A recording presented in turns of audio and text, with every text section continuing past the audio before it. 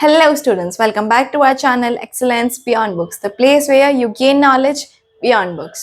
And this is part 2 of our chapter 3 business environment. तो चलिए start करते हैं। हमने हमारे पार्ट 2 में उसके इंपॉर्टेंस और कैरेक्टरिस्टिक्स कवर अप कर लिए थे और अब हम आगे पढ़ेंगे कि मैंने आपको बताया बिजनेस एनवायरनमेंट में ना बहुत सारी चीज़ें होती है जो आपको डायरेक्टली इशू करती है और जो आपको इनडायरेक्टली आपको अफेक्ट करती है। लेकिन अभी डायरेक्ट और इनडायरेक्ट होते हैं क्या, स्पेसिफिक जनरल क्या चीज़ है, और अगर है तो क्या क्या चीज़ें होती है जो हमको अफेक्ट कर सकती है। तो देखिए, इसके लिए ना हम पढ़ेंगे डायमेंशंस।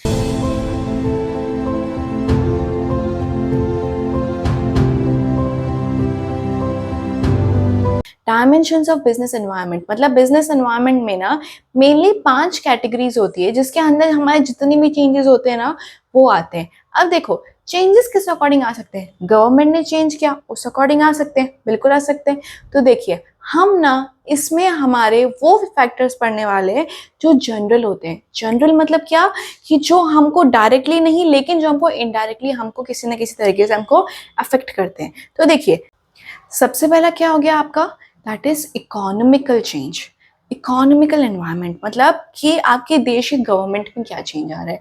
इकोनॉमिक एनवायरनमेंट के बाद में हम देखते हैं हमारी सोशल एनवायरनमेंट। सोशल एनवायरनमेंट मतलब कि सोशल मतलब लोगों में किस तरीके से चेंज आ रहा है। फिर उसके बाद में हमारे पॉलिटिकल एनवायरनमेंट। पॉलिटिकल मतलब कि हमारी जो गवर्नमेंट है, हमारी जो रूलिंग पार्टीज है, जो अपोजिशन पार्टीज है, उस अकॉर्डिंग हमारे पास क्या चेंज आ रहा है।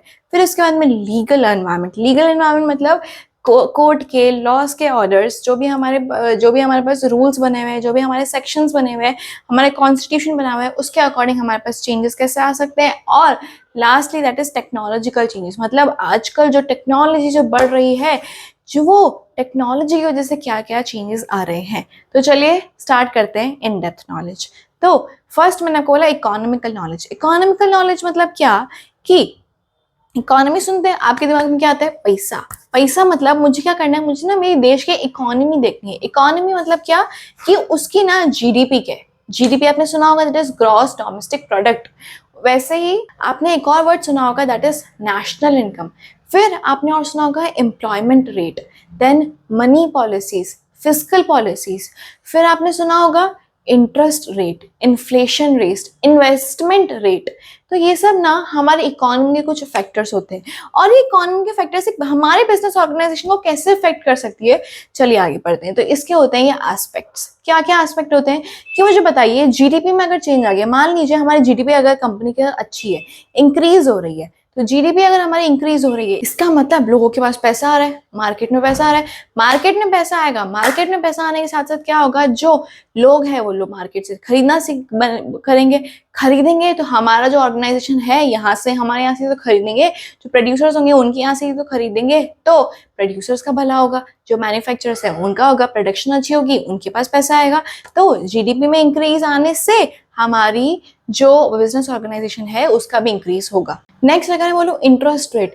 इंटरेस्ट रेट मान लो अगर कम हो गई, इंटरेस्ट रेट कम हो गई तो लोग क्या करेंगे, लोग लोन लेंगे, लोग बिजनेस के लिए लोन लेना स्टार्ट करेंगे, बिजनेस के लिए लोन लेंगे। पैसा आया, पैसे मैन्युफैक्चर से वो लोग माल उठाएंगे, वो लोग क्या करेंगे, वो लोग खुद का प्रोडक्शन करेंगे, खुद का प्रोडक्शन करेंगे तो उससे क्या होगा, उनका प्रोडक्शन, उनका जो सेलिंग होगी वो ज्यादा होगी, ऑटोमेटिकली वापस पैसा आ गया। तो इंटरेस्ट रेट से भी फर्क आ गया। फिर अगर मैं बोलूँ इंटरेस्ट रेट के बाद मान लो इन्फ्लेशन। मान लो हमारी कंपनी में इन्फ्लेशन बढ़ता जा रहा है। इन्फ्लेशन अगर बढ़ता जा रहा है तो इससे क्या होगा, जो आइटम्स है सब महंगे हो जाएंगे। अगर मान लो मेरी कॉस्ट ऑफ प्रोडक्शन ही महंगी हो गई तो सेलिंग और महंगी हो जाएगी। सेलिंग अगर महंगी हो गई तो बस यहाँ पे वापस हमारी बात हो गई क्या, दैट इज हमारा आइटम्स महंगे हो जाएंगे और मार्केट में वापस मंदी हो जाएगी, लोग पैसे कम खर्च करेंगे। इन्फ्लेशन से फर्क आ गया बिल्कुल। मोदी जी ने ना 2 बिल्स पास किए थे। एक तो जीएसटी आ गया, जीएसटी आ गया तो लोग ऑफ कोर्स अफेक्ट हो गए थे, जो बिजनेस ऑर्गेनाइजेशन थी वो वहां पे अफेक्ट हो गई थी। फिर उसके बाद में क्या हो गया, उसके बाद डीमोनेटाइजेशन आ गया। डीमोनेटाइजेशन मतलब नोटबंदी आ गया। नोटबंदी आ गया तो भाई फिर तो जितने भी लोगों के पास सेविंग्स थी, सेविंग्स सब सारी सारी बाहर निकल के आ गई, तो सेविंग्स हमारे यहाँ पे आ गई। फिर उसके बाद में और किस तरीके से चेंजेस और किस तरीके से अफेक्ट हो सकते हैं, मान लो इंटरनेशनल डेट है, अगर हमारी कंट्री का अगर इंटरनेशनल डेट अगर ज्यादा बढ़ गया मतलब इससे क्या होगा कि हमारी जो कंट्री है, कंट्री क्या करेगी, टैक्स लेना ज़्यादा स्टार्ट करेगी, टैक्स लेना स्टार्ट करेगी तो इनडायरेक्टली वापस क्या चीज़ें हो जाएगी, जो प्रोडक्ट है वो महंगा हो जाएगा, प्रोडक्ट अगर महंगा हो गया तो वापस हमारी जो सेलिंग है वो वापस से कम हो जाएगी। तो बस इसी तरीके से ये सब जो फैक्टर्स होते हैं, ये सब जो इकोनॉमिक फैक्टर्स होते हैं, ये हमारे बिजनेस ऑर्गेनाइजेशन को इफेक्ट करते हैं। अब इस इकोनॉमिक एनवायरनमेंट के बाद में हम नेक्स्ट पढ़ेंगे that is social environment. Social नाम सुनते ही हमारे दिमाग में क्या आता है, लोगों का कैसे चेंज हो सकता है। मान लो लोगों की टेस्ट ऑफ प्रेफरेंस चेंज हो गई, हो सकती है, बिल्कुल हो सकती है। लोगों से कल्चर बनता है, मान लो अब क्या है, लोगों का कल्चर चेंज हो रहा है, मतलब लोग पहले गांव में रहते थे तो जो भी सारे जो फेस्टिवल्स थे वो लोग साथ में मिलते थे, साथ में मिलकर सेलिब्रेट करते थे, तो वो लोग हर एक उनके जो भी कस्टम्स होते थे उनको वो सेलिब्रेट करते थे। लेकिन अब लोग क्या, अब गांव से शहरों में आ गए हैं, अब लोग बोलते हैं अरे शहरों में तो कौन ही करेगा, करने वाले लोग करते हैं, बट काफी हद तक सब लोगों ने इसको कम कर दिया है। इसका मतलब ऑटोमेटिकली हमारे कस्टम्स में हमारे फर्क आ गया है, हमारे ट्रेडिशंस में हमारे फर्क आ गया है। फिर मैं अगर बोलूँ शहरों में आने के बाद से हमारा जो एजुकेशन लेवल है वो डिफर हो गया है, एजुकेशन लेवल के बाद में हमारा जो स्टैंडर्ड ऑफ लिविंग है उसमें फर्क आ गया है। तो यही सब चीजें होती है, सोशल चीजें होती है जो हमको अफेक्ट कर सकती है। कैसे अफेक्ट कर सकती है, टेस्ट एंड प्रेफरेंसेस, वो तो आप लोगों को बहुत अच्छे से पता है, बहुत अच्छे से। कैसे कि लोगों का जो टेस्ट और प्रेफरेंस है वो चेंज होता रहता है, उसके अकॉर्डिंग हमको बार बार हमको चीज़ों को चेंज करना पड़ता है। पहले क्या था, पहले नॉर्मल कपड़ों का ट्रेंड था, अब बैगी कपड़ों का ट्रेंड आ गया है, तो उसकी वजह से हमको ऑफकोर्स हमको फर्क पड़ रहा है। उसके बाद हमें प्रोडक्शन में ऑफकोर्स चेंज आया ही आया है। फिर उसके बाद में चलिए मानिए टेस्ट और प्रेफरेंस हो गया, इसके बाद में अगर मैं आपको बोलूँ कस्टम्स और ट्रेडिशंस में अगर चेंज आ गया, तो यहाँ पे तो जो भी ये सब कंपनीज जो थी, जो सब बनाने वाली थी, उनमें चेंज आ गया। फिर हमारी एजुकेशन लाइफ में हमारा चेंज आ गया, क्या कि पहले के टाइम पे एजुकेशन कितनी थी, 10th पढ़ लिया बहुत हो गया, 10th से 12th पढ़ लिया बहुत हो गया। लेकिन अब क्या चाहिए, अब हमको बड़े बड़े हमको कॉलेजेस चाहिए, कॉलेजेस के लिए हमको महंगा पैसा देना पड़ता है। महंगा पैसा अगर हमको देना पड़ता है तो उससे जो कॉलेज जो ऑर्गेनाइजेशन है उनका बेनिफिट हो रहा है, उन लोगों के पास पैसा काफी अच्छे से आ रहा है, तो जो कॉलेज लाइफ है वो आपकी इफेक्ट हो रही है। फिर उसके बाद में अगर मैं बोलूँ स्टैंडर्ड ऑफ लिविंग, लोगों के पास पैसा आ रहा है, कॉलेज के पास पैसा आ रहा है, तो कॉलेज क्या करेगी, उन लोगों को प्लेसमेंट्स देगी अच्छे जी। अब जब जो स्टूडेंट्स अगर उनके पास अगर प्लेसमेंट्स अगर अच्छी आ गई तो उससे क्या होगा, उससे उन लोगों के पास पैसा आएगा, उनके पास पैसा आएगा तो वो लोग कुछ ना कुछ बिजनेस ऑर्गेनाइजेशंस बनाएंगे। इससे क्या होगा, मार्केट में क्या होगा, मार्केट में ग्रोथ आएगी, मार्केट में पैसा, मार्केट में मनी का सप्लाई आएगा। और इसी तरीके से ये जो सोशल एनवायरमेंट्स होते हैं, मतलब लोगों के अकॉर्डिंग जो चेंजेस होते हैं उसके अकॉर्डिंग हमारे पास जो हमारा बिजनेस एनवायरनमेंट है वो चेंज होता है। इसी तरीके से जो सोशली हमारा बिजनेस एनवायरनमेंट अफेक्ट करता है। फिर उसके बाद में मैंने आपको बोला था पॉलिटिकल मतलब क्या, पॉलिटिकल मतलब गवर्नमेंट नहीं, पॉलिटिकल मतलब कौन सी रूलिंग पार्टी है जो भी रूल कर रही है, कौन सी गवर्नमेंट पार्टी है जो रूल कर रही है, उसकी वजह से हमारे पास चेंजेस आ रहे हैं। मतलब क्या कि हमारे पास अभी अपोजिशन में नहीं, हमारे पास अभी रूलिंग पार्टी कौन सी है, उसका क्या तरीका है। देखिए हमारे पास अभी क्या है, हमारे पास बीजेपी सरकार है। बीजेपी सरकार ने क्या किया, उसने ना स्वच्छ भारत अभियान उन्होंने स्टार्ट किया था। तो स्वच्छ भारत अभियान से ही क्या होने लग गया, जो भी क्लीनिंग प्रोडक्ट्स है ना उनकी डिमांड बहुत हाई हो गई। तो लोगों ने क्या प्रेफर किया, अब हम भी क्या करेंगे, अब हम क्या करेंगे, क्लीनिंग प्रोडक्ट्स का हम क्या करेंगे, मैन्युफैक्चरिंग स्टार्ट करेंगे, हम डायरेक्टली उनको सेल करेंगे, तो हमारा फायदा हो गया। तो यहाँ पे बिजनेस ऑर्गेनाइजेशन हमारी इफेक्ट हो गई, यहाँ पे हमारा एनवायरमेंट हमारा यहाँ पे अफेक्ट हो गया। फिर उसके बाद में अगर मैं बोलूँ स्वच्छ भारत के बाद में और क्या हुई, हाँ लोगों का स्किल डेवलपमेंट करवाया मोदी जी ने, कि बोले कि चलो हम आपको फ्री में, हम आपको ट्रेनिंग देंगे, करो बस करो, ताकि उसे एम्प्लॉयमेंट कम हो जाए। एम्प्लॉयमेंट अगर कम होगा तो इससे क्या होगा, जो लोग हैं लोग पैसा कमाएंगे, लोग पैसा कमाएंगे तो वापस से इनडायरेक्टली उनका स्टैंडर्ड ऑफ लिविंग क्या होगा, वो वापस से बढ़ जाएगा। तो ये फैक्टर्स होते हैं हमारे पॉलिटिकल एनवायरनमेंट। पॉलिटिकल एनवायरनमेंट के बाद लीगल एनवायरनमेंट। लीगल एनवायरनमेंट मतलब क्या होता है कि जितने भी कोर्ट के ऑर्डर्स होते हैं, जो भी मान लो लैंड रेवेन्यूज, जो भी रूल्स होते हैं, जो भी लैंड रेवेन्यू लॉज होते हैं, वो आपको फॉलो करने पड़ते हैं। पहले क्या होता था, पहले के टाइम पे ना 100 साल की लीज चलती थी कि आप इतने हमको रुपए दे दो, अब आप लीज चला लो। लेकिन अब क्या है, अब उसके रूल्स आपको चेंज हो गए हैं कि नहीं, अब क्या है, अब आपको जो लीज है अब आपको रिन्यू करवानी पड़ेगी। आपका जो रेंट है वो आपका बढ़ता जाएगा, जो आपका लीज रेंटल है उसमें आपका चेंज आता जाएगा। तो जो जितने भी अलग अलग जो लीगल जो रूल्स होते हैं, अगर चेंज होंगे तो बाहर अगर वो चेंज होंगे तो हमारी बिजनेस ऑर्गेनाइजेशन में भी फर्क पड़ेगा। पहले हम लोगों को लीज मिली हुई थी ठीक है, कि हम इस जमीन पे हम यूज करें। अब लेकिन मान लो कि बहुत बड़ी जमीन है, अब गवर्नमेंट ने डायरेक्टली उसका कर दिया कि रेंट दो उसका 50,000। अरे भाई 50,000 मैं तो इतना कमा ही नहीं रहा, एक बिजनेस ऑर्गेनाइजेशन इतना कमा ही नहीं रही जितना देगी, तो बस यहाँ पे 50,000 में डिफरेंस आ गया। तो यहाँ पे हमारा जो बिजनेस एनवायरनमेंट है वो इफेक्ट हो गया, किसकी वजह से? लीगल की वजह से। अब लीगल कौन कौन से तरीके हो सकते हैं? सेंट्रल, स्टेट, लोकल, इन सब में चेंजेस आ सकता है। फिर बहुत सारे लेबर के लिए हम जो गवर्नमेंट है बहुत सारी पॉलिसीज बनाती है, जैसे minimum wages act, industrial act, industrial act, फिर फैक्ट्रीज एक्ट, ये सब बनाते हैं। फिर हमारे लिए फेमा, सेबी, ये सब रूल्स बनते हैं। तो इन सब से क्या है, इन सब अलग अलग रूल्स है, अगर इनमें एक में भी अगर अमेंडमेंट आ गया ना, और वो अमेंडमेंट अगर मान लो हमारे बिजनेस ऑर्गेनाइजेशन में एप्लीकेबल है, तो ये हमारे बिजनेस ऑर्गेनाइजेशन को काफी अच्छी तरीके से अफेक्ट कर सकती है। फिर उसके बाद में the last one is the technological environment. Technological environment मतलब हमको बहुत ही अच्छी तरीके से पता है, पहले हम सारी की सारी चीजें हम नोटबुक में करते थे। जो बिजनेस ऑर्गेनाइजेशंस थी, हिसाब किताब वो कहाँ पे अपना वो नोटबुक में करती थी। अब नोटबुक में ना करके अब ये सब चीजें हो गई है डिजिटल, अब ये सब चीजें हो गई कंप्यूटर पे। कंप्यूटर में पहले बड़े बड़े स्टोरेज डिवाइस डलते थे, अब क्या है, अब कुछ नहीं, आप मान लो आप डायरेक्टली अब एसएसडी डलवा लो, एसएसडी के बाद में आप क्या करवा लो, अब बड़ी आप हाई स्टोरेज का पेन ड्राइव आप ले लो। अब तो सीडीज के भी जमाने चले गए, अब तो छोड़ो, अब तो जो काम कंप्यूटर में होना होता था अब तो वो भी छोड़ो, अब तो मोबाइल पे हमारे पास एप्स आ गए हैं। तो इससे क्या है, इसे टेक्नोलॉजिकल चेंज आ रहा है। टेक्नोलॉजी चेंज तो बहुत रैपिड है, टेक्नोलॉजी में बहुत सारे चेंजेस आते रहते हैं, आते रहते हैं, आते रहते हैं, और यही चेंजेस हमारे बिजनेस ऑर्गेनाइजेशन को अफेक्ट करते हैं, बिल्कुल करते हैं। और इसी के लिए एक बिजनेस ऑर्गेनाइजेशन को केयरफुल रहना चाहिए। क्यों?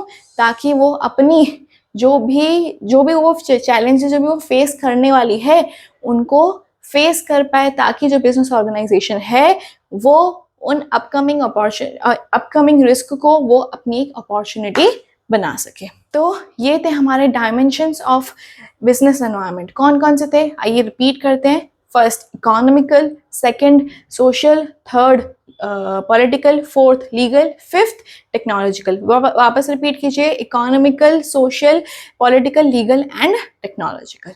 तो हम आगे बढ़ते हैं, दैट इज मैंने आपको बोला था नोटबंदी। नोटबंदी मतलब डीमोनेटाइजेशन।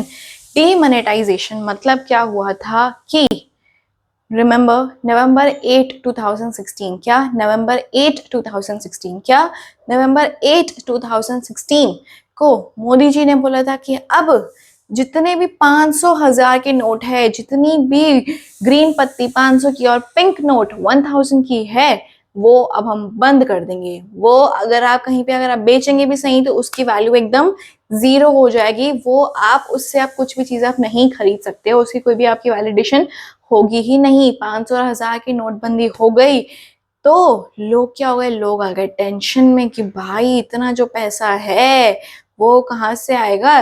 फ्री, टेंशन फ्री वो लोग थे जो टैक्स पूरा दे रहे थे, जिन्होंने कोई चोरी नहीं की थी, जिन्होंने कोई करप्शन नहीं किया था, जो अपना पैसा जिन्होंने पूरा वो लोग टैक्स पे कर रहे थे, उनका पैसा पूरा बैंक के पास था, नहीं भी था तो पूरा गवर्नमेंट को उसकी जानकारी थी।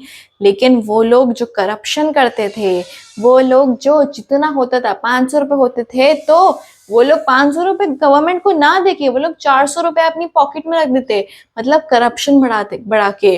फिर लोग टैक्स की चोरी करते थे, मतलब टैक्स इवेजन करते थे, वो लोग टैक्स पे ही नहीं करते थे, वो लोग बताते ही नहीं थे कि हमारी सैलरी इतनी है।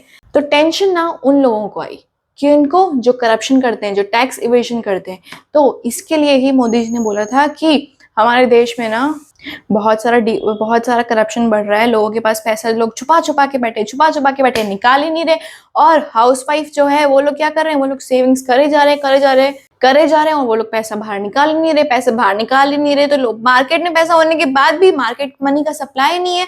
तो मोदी जी ने निकाला डीमोनेटाइजेशन का प्रोसेस। तो अब इसके हम पढ़ेंगे इसके फीचर्स क्या क्या है। देखिए features, demonetisation is a tax administration process. मतलब टैक्स एडमिनिस्ट्रेशन प्रोसेस मतलब जितना भी लोगों के पास जितना भी पैसा है ना, उस पैसे का ना लोग टैक्स पे करें, लोग टैक्स की चोरी ना करें, लेकिन वो लोग क्या करें, जितना भी पैसा उन्होंने कमाया है ना उन पे वो लोग टैक्स पे कर सके। तो ये होता है टैक्स एडजस्टमेंट प्रोसेस। मतलब क्या, demonetisation is a tax administration process. Tax administration process का मतलब क्या हुआ कि डीमोनेटाइजेशन होने की वजह से, नोटबंदी होने की वजह से लोगों के पास जितना भी पैसा दबा हुआ था ना, जितना भी लोगों के पास कैश में पैसा था, उन लोगों को उसको फटाफट से उसको बैंक में जाके देना था। उनको बैंक में जाके दिया, तब जाके उनका जो पैसा है वापस वो दूसरे न्यू नोट्स में वो रिटर्न होके आ सका। तो इसकी वजह से क्या हुआ कि लोगों के पास जो करप्शन का जो पहला जो पुराना पैसा जमा था ना, उन लोगों ने क्या किया, उन लोगों ने जितना पॉसिबल हो सका उन लोगों ने उसको व्हाइट में करने का ट्राई किया। जहां पे व्हाइट में पॉसिबल नहीं हुआ वहां पे काम तमाम। काम तमाम मतलब क्या, उनका जितना भी उनका पैसा उनका भरा हुआ था वो एकदम जीरो हो गया। उन्होंने जितना भी पैसा खाया हुआ था ना, उस पैसे को उन्होंने एकदम जीरो कर दिया। मतलब कि जितना भी टैक्स की पहले चोरी हुई हुई थी ना, उस टैक्स की चोरी को वापस से, उस टैक्स को वापस से पूरा जमाने के लिए, लोगों को टैक्स पूरा भराने के लिए, पूरा उसका एडमिनिस्ट्रेशन करने के लिए डीमोनेटाइजेशन हुआ था। तो first feature is demonetisation is a tax administration process. फिर उसके बाद में क्या हुआ कि जो डीमोनेटाइजेशन है ना, डीमोनेटाइजेशन ना, मैंने आपको बताया टैक्स है, तो डीमोनेटाइजेशन, तो इससे क्या होता है, non tolerance of tax evasion. Tax evasion मतलब क्या होता है, टैक्स की चोरी करना। कि वो लोग जो अपनी सैलरी कम बताते हैं, वो लोग अपनी इनकम कम बताते हैं और उसे क्या करते हैं, वो लोग टैक्स भी इस पे कम पे करते हैं। तो जहां पे जिस भी अमाउंट पर लोगों ने टैक्स पे नहीं किया, तो that is the black money. और उस ब्लैक मनी को उन्होंने बोला, आप गवर्नमेंट ने बोला, मोदी जी ने बोला नहीं चलेगा, आप गवर्नमेंट में रह रहे हो, आपको टैक्स पे करना पड़ेगा। टैक्स पे करना पड़ेगा मतलब आप कोई भी अपने पास ब्लैक मनी रख ही नहीं सकते। तो जितना भी लोगों के पास जो भी ब्लैक मनी था वो बाहर निकलता गया और फिर उन लोगों को उस ब्लैक मनी पे 60% से उन लोगों को और भी टैक्स पे करना पड़ गया। और टैक्स पे करने के साथ साथ में उन पे और भी अलग से उन पे पेनल्टीज भी लग गई। तो उनके पास यही ऑप्शन था कि या तो आप पैसा, आप टैक्स आप जमा करा दो, या तो आप अपने सारे पैसों को आप जीरो कर दो वैल्यू में। फिर उसके बाद में tax administration and channelising savings into the formal financial sector. मतलब कि लोगों के पास जितनी भी, लोगों ने जितना भी पैसा दबा के रखा है ना, जितनी सेविंग्स है उनके पास, उन सेविंग्स को निकालो बाहर और उनको जमा करो तुम बैंक में। बिकॉज वो टाइम पे क्या हुआ था, वो टाइम पे न्यू करेंसीज ना इतनी अवेलेबल नहीं थी। तो गवर्नमेंट ने उनको किया कि जितना आपको इन हैंड आपको कैश की नीड है उतना अपने पास नीड रखो और फिर बाकी उसको आप क्या कर दो, बैंक में जमा करा दो। बैंक में लोगों के पास पैसा आ गया तो अब क्या है, जो बैंक है ना वो आगे लोगों को लोन दे सकती थी। आगे लोगों को उन्होंने लोन देना स्टार्ट किया तो उससे क्या हुआ कि जो बाद में जो अलग अलग जो न्यू जो स्टार्टअप्स थे वो लोग कम रेट पे वो लोग लोन लेना उनके लिए पॉसिबल हो गया और फिर वो लोग भी अपना कुछ ना कुछ अब वो लोग स्टार्टअप कर पाए। जो भी उनके कैपिटल की प्रॉब्लम थी वो सॉल्व हो गई। फिर the last is demonetisation is a cashless और डिजिटल कैश लाइट इकोनॉमी। मतलब क्या, डीमोनेटाइजेशन से क्या हो गया कि आप एकदम कैशलेस हो जाओ। आपका जो भी सहारा है वो सब क्या आपके मोबाइल के ऊपर है। मोबाइल के ऊपर मतलब आपके बैंकिंग सॉफ्टवेयर से है, बैंकिंग सिस्टम से है।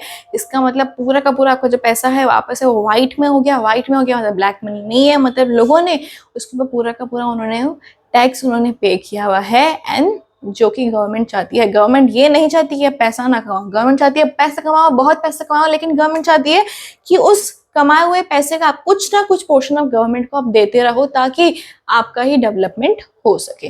तो this was the fourth characteristics, that is demonetisation is a cashless और digital cash light economy.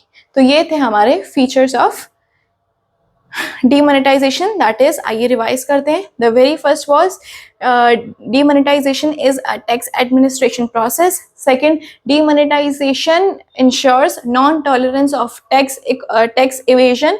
Third, tax administration and channelizing the savings into the formal financial sectors. And demonetization is a cashless और digital cash light economy. तो ये होते हैं हमारे features of. तो students, हमारा ये chapter 3 that is business environment यहाँ पे खत्म हो चुका है। और अगर आपको इस चैप्टर से रिलेटेड अगर आपको कोई भी डाउट्स है तो प्लीज आप उन डाउट्स को आप कमेंट सेक्शन में लिखिएगा। हम इसे बहुत ही जल्दी से आपको रिस्पॉन्स करने के ट्राई करेंगे। और अगर इन केस अगर आपको और भी अगर डाउट है तो यू कैन ऑल्सो कॉल और message on this given number. Also try to call on the business hours only. Thank you, and please don't forget to like, share and subscribe our channel. Thank you. Bye bye.